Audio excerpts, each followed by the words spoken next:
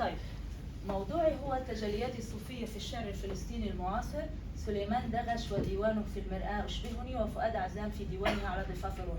وأيضا أنا سعيدة جدا لأنني أنا صوفية كتجربة فنية، يعني لم أمارسه، لم يكن لي حظ الممارسة مثل دكتور إيهاب، ولكن أتمنى أن أصل إلى هذه المرحلة. أولا هنا أنا سأخذ المنحى الأدبي. اعتمدت طبعا على القرائن النصية الدالة والإشارات اللغوية من خلال الديوانين، بحيث وجدت عمق التماثل الشعوري بين الأنا الشاعرة والنصوص الصوفية، كيف يوظف الأديب الصوفية والمذاهب الصوفية والمصطلحات الصوفية في أدبه. يتوق الصوفي إلى اتحاده بالنفس الكلية. كما نعرف، وأنا أدرس طلابي وحريصة دائما في مساق المسرح ندرسهم مأساة الحلاج، أن يدخل هذا المفهوم الصوفي، لأنه كما ذكر الدكتور خالد ينقصنا هذا المفهوم وهذا التعمق في دراسة التصوف. الصوفي يتوق إلى اتحاده بالنفس الكلية، لهذا يحاول أن يقهر الجسد. من خلال قهر الجسد عندها ترتقي الروح ويلتقي بالنفس الكلية، طبعا بمراحل عديدة سأوفيكم بها لاحقا. أولا باختصار أعرفكم بديوان سليمان دغش في المرآة أشبهني، وهو شاعر قدير من المغار. تسيطر على الديوان مناجاة بين الذات الشاعرة والحبيبة، وعندما نتعمق أكثر في الديوان نكتشف أنه يتحدث عن النفس الكلية وهي الله، وكيف يتوق الصوفي أن يلتقي بها من خلال المرأة التي ليست إلا رمزا للنفس الكلية. أما دكتور فؤاد عزام زميلنا القدير في ديوانه على ضفاف الروح يتحدث عن الغربة التي يشعر بها الصوفي، والغربة على مستوياتها المختلفة سأناقشها تباعا: الاغتراب عن النفس، الاغتراب عن العالم، والقلق الوجودي لدى الصوفي. أولا أبدأ بالثنائيات الضدية لدى الصوفي. الصوفي يؤمن، وهذا شيء مهم هنا لتفهموا ماذا أقصد بالثنائيات الضدية، يؤمن أننا لا نرى الأشياء إلا من خلال ضدها، فلا نرى السعادة إلا إذا جربنا الحزن، لا نرى الفرح إلا إذا عشنا الغضب، لهذا الوحيد الذي لا نراه هو الله، لأن لا ضد له. فهذا هو المفهوم الصوفي، وبناء عليه لاحظنا توظيف الشاعرين سواء سليمان دغش وأيضا دكتور فؤاد عزام لهذا المفهوم. وسأعطيكم بعض الأمثلة. مثلا يؤمن الصوفي أننا لا نرى مثلا الخطيئة، لا نرى الطهارة أو التطهير إلا إذا جربنا الخطيئة، وهذا يشبه إلى حد ما عندما ندرس المسرح الكاتارزيس، عملية التطهير. نحن نشاهد، نتألم، نتوجع، ونمر بمراحل عديدة حتى نصل إلى مفهوم التطهير. مثلا هنا للشاعر سليمان دغش: كل شيء قد يشي بنقيضه، فاحذر نقيضك فيك، لا أحد يدل عليك غيرك في المتاهة بين ماضيك البهي وبين حاضرك الشقي الآن. كم قبلة للنار تأخذني فأصير قديسا بمعصيتي. من لا يفهم الصوفية قد يرى مفارقة، أو إذا أخذناها من ناحية لغوية قداسة ومعصية، ولكن هنا لا يمكن أن نصل إلى القداسة حسب المفهوم الصوفي إلا إذا جربنا المعصية. أيضا مثلا الصحو والسكر، وهنا السكر ليس بمفهوم الخمرة الحقيقية، هي الخمرة الصوفية التي تجعل الإنسان يقهر الجسد ومن ثم يعتلي ويتحد مع النفس الكلية. كان الرعد صيفيا بلا برق ولا غيث ولا وعد، بقوس قزحي يتجلى ما وراء الغيم بين الشمس في حالة نصف الصحو. فالصوفي في رحلته للاتقاء والاتحاد بالنفس الكلية، وجزء منها هذه المولوية، ولكن هذا الطاغي اليوم، ولكن هو إحدى الأساليب لقهر الجسد والاتحاد بالنفس الكلية، فيمر بمراحل بين الصحو والغيبوبة حتى يصل إلى مبتغاه. فالصحو رجوع إلى الإحساس بعد الغيبة، والسكر غيبة بوارد قوي، والسكر زيادة على الغيبة من وجه، وذلك أن صاحب السكر قد يكون مبسوطا إذا لم يكن مستوفى في حالة سكره. وأعطيكم مثالا هنا: وأنا عبدك الذي تاه في ظلام الخطيئة، وأنا الفقير إلى سنى جبينك، شربت خمورك، سكرت بذكرك. وهذا لدكتور فؤاد عزام. أيضا هنا الشاعر الصوفي كما ذكرت اتخذ رمز الخمرة للتعبير عن اغترابه عن دنيا الناس ورغبته بالانغماس في تجربته الروحية. السكر الصوفي مقام من مقامات التصوف ومرتبة من مراتب المريدين السالكين في طريق الله سبحانه وتعالى. طبعا سكر عقلي مرة أخرى أشير إلى هذا، فهو ليس الخمرة الحقيقية. القرب والبعد. أول رتبة في القرب من طاعة الله، أما البعد بمخالفة الله، فهذه الثنائية تتضح لديهما. أراك إلهي في كل زاوية، أراك في كل مخلوق، تنير له الظلمات والطرق، وأنت البعيد قريب حين نطلبك. دكتور فؤاد عزام. الطهر والخطيئة، هذه الثنائية ما زلت هنا مع الثنائية الضدية أو التضادية. هنا يا إلهي لا تؤاخذني، لا طعم للفردوس إلا في خطيئتنا، بعض الخطايا في جنون الحب والحمى مقدسة النوايا. هذا لسليمان دغش. أنا أحاول على عجالة لكي ألتزم بوقتي. لا شيء يشبهها سواها، نصفها ماء تقطر من نوافير السماء، ونصفها نور سماوي القداسة، عمدته وعمدتك به السماء، لا بعد بعدك وحدنا، ملء الخطيئة والقداسة. هنا ثنائية الخطيئة والقداسة هي سر الحياة وكلها كما ذكرت سابقا. أيضا هنا مثال على الخطيئة، العتمة والنور. مثلا للدكتور عزام: في حلكة ليل ينير العتمة في روحي، تتمازج روحانا تأخذني الدهشة. الجسد والروح. الصوفي قلنا يقهر الجسد، وذكر الدكتور خالد ما كان يفعله البغدادي من عملية قهر النفس وقهر الجسد لكي يعني يبعد الكبر، لكي يرتقي ويصل إلى النفس الكلية. تجلس على حافة السرير وحيدا، جسدك ثقيل وروحك خفيفة. الأجساد العليلة، الأرواح السليمة، هذا ما يهم الصوفي. الفرح الحزن، نزرع فرحا في قلب يحزن. الضيق الاتساع، ضاقت عيوننا واتسع الفؤاد.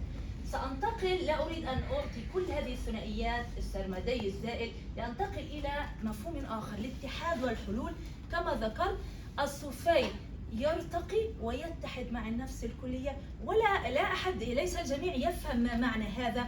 لهذا اتهم الحلاج عندما كان يقول شعرا في اتحاده وحلوله بالنفس الكلية، اتهم أنه زنديق، ويدرس طلابي عن مأساة الحلاج لأنه لم يفهم مفهوم الصوفي الحقيقي. التصوف هو فناء عن الذات البشرية والبقاء بالذات الإلهية. انظروا هنا كيف وظف دكتور فؤاد عزام، ونتخيل في مشهد درامي كيف يحدث هذا الحلول. تصعد ثم تصعد مع الريح، مع الغيم ريح وريح، جسدك ثقيل وروحي تخف، نطير وريح الله تجيء، وصدى نورك يحملنا. فهذا هو العشق عند التقاء الروح بالذات الإلهية. وكما يقول ابن القيم: فلولا الحب ما دارت الأفلاك، ولا تحركت الكواكب النيرات، ولا هبت الرياح المسخرات، ولا مرت السحاب الحاملات، إلى آخره. هذا الاتحاد هو اتحاد بين عاشقين، بين الروح والنفس الكلية. على رمق اللقاء تؤن في شفتيك، بعض توجع يجري على خدر، يدغدغ حاسة أخرى، اكتشفناه معا في حالة الإشراق، عند توحد الروحين والجسدين، يختزلان بعضهما عن نيل الوجود. السرمدي وأستاذ سليمان دغش. أيضا أنتقل إلى شيء آخر، سأنتقل إلى الكشف. الصوفي يؤمن أن الله خصه بميزة، بنور معين، كشف له الحقيقة التي لا يراها الإنسان الطبيعي. وهذا هو الصراع الحقيقي، رأيناه لدى الحلاج، طلابي تعرفون، ورأيناه لدى صوفيين كثر. ماذا أعني بهذا؟ الصوفي كان في حيرة، هل عليه أن يحتفظ بهذا الكشف لنفسه وأن يعيش في برجه العجي، أم يشارك الناس؟ وطبعا المفهوم الحقيقي أن يشارك الناس، وهذا ما حدث للحلاج عندما شارك الناس.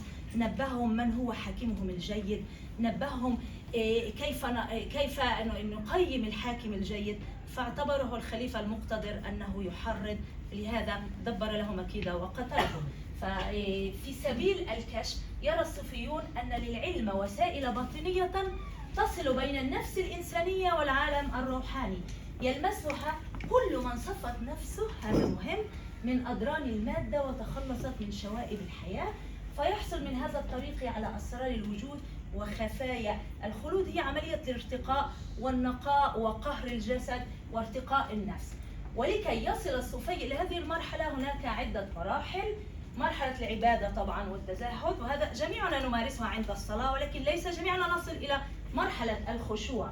مرحلة العمل الباطني من خلال تطهير القلب وتصفية الروح. مرحلة الرياضة والمجاهدة وهي في سمو النفس وصفائها حتى تصل إلى أسرار العالم وحقائقه. مرحلة الفناء الكامل بانكشاف النفس عن العوالم الخفية. ما يقصده الصوفي أننا الإنسان الصوفي يتعرض للكشف، فلا تعنيه المناصب أو الشهوات التي تغرينا نحن كبشر. هم تعالوا على كل هذه الأمور وارتقوا.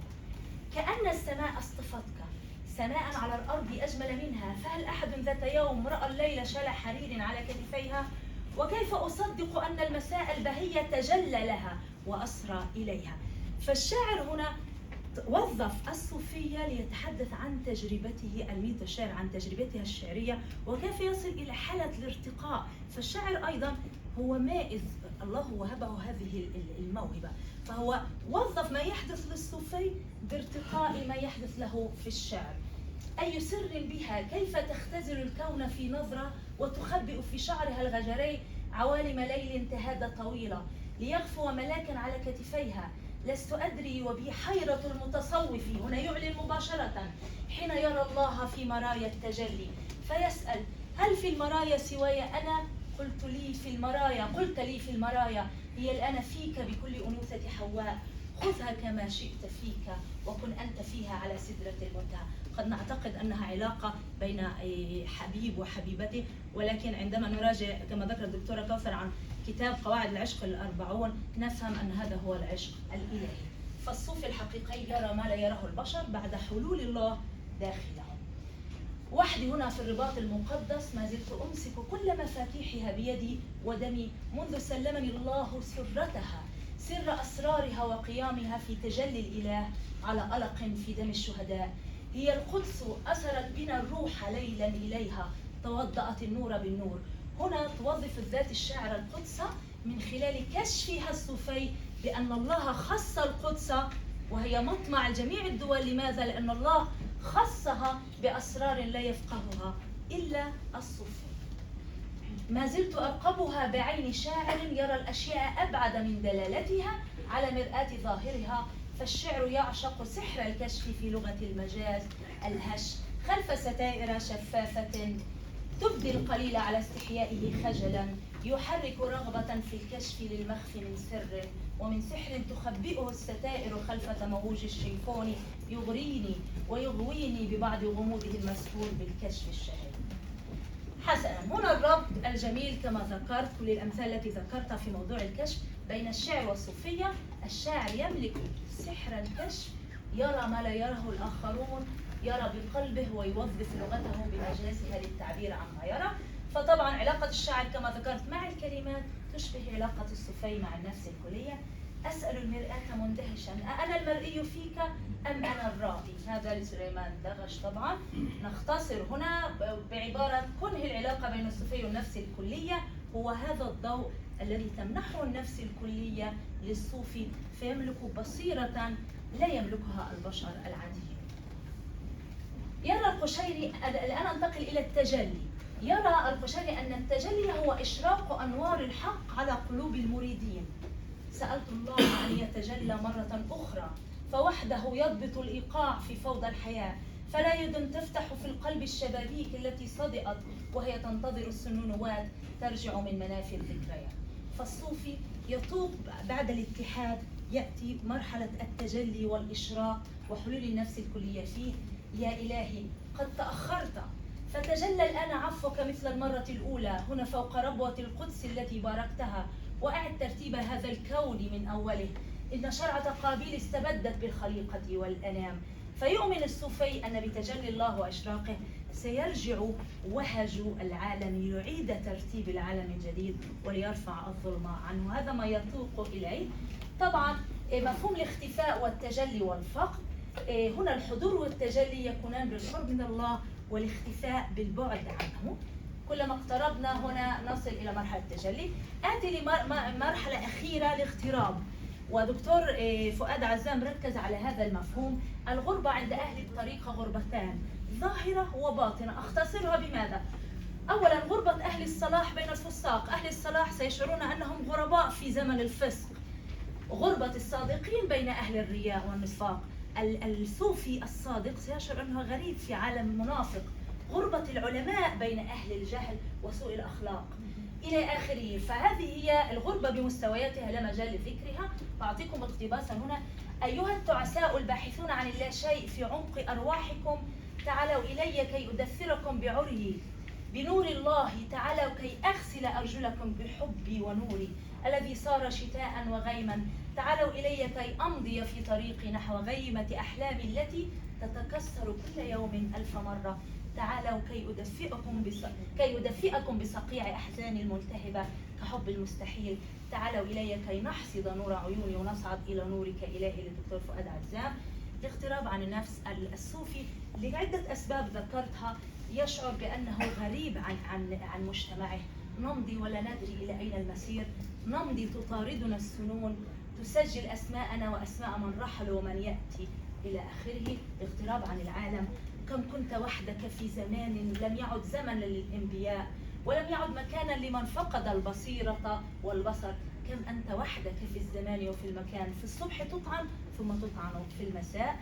القلق الوجودي، دائما الصوفي قلق، عيناه تسافران مع الطيور المهاجرة، مع الغيوم التي سئمت صخور الوحدة، الوجع ثقيل والحزن مر والسؤال يروح ويأتي، لكن نور الله سريعا يأتي يحمل جرحي، يلثم أحلامي المتكسرة ويمضي. الخاتمة هنا، وأمل أن لا أكون قد أطلت عليكم، إن الدكتور الشاعر فؤاد عزام والشاعر سليمان دغش شاعران أصيلان يبحثان عن لغة الماضي عبر الخطاب الصوفي، ليعبرا عن حالة العشق الصادق المنسي في الحياة المعاصرة. فقد لجأ كل منهما إلى تفسير تجربتهما الشعرية من خلال مماثلتها بمثالها الصوفي، وعبر ديوانيهما جمعا نمطين في الكتابة الصوفية بين الكتابة المذهبية والكتابة التجريبية. فالأولى أي المذهبية تقوم على الاهتمام بالتنظير الصوفي، والثانية تتوهج بروح التجربة الصوفية، روح القلق والتمزق والنزوع والتوتر، سعيا وراء العشق الحقيقي الطاهر. ففي الخطاب الصوفي بعد دلالي وبعد جمالي لا يمكن تهميشهما في أي حديث عن الشاعرين، لأنهما من الأبعاد الرئيسة التي توكأ الشاعران عليهما في ديوانهما. وختاما أقول: ما رأيت شيئا إلا ورأيت الله فيه، وليس أجمل من عبارة الحلاج: الناس موتى وأهل الحب أحياء. فهنيئا لمن في قلوبهم بذرة من صوفية خالصة في زمن مادي. شكرا لكم.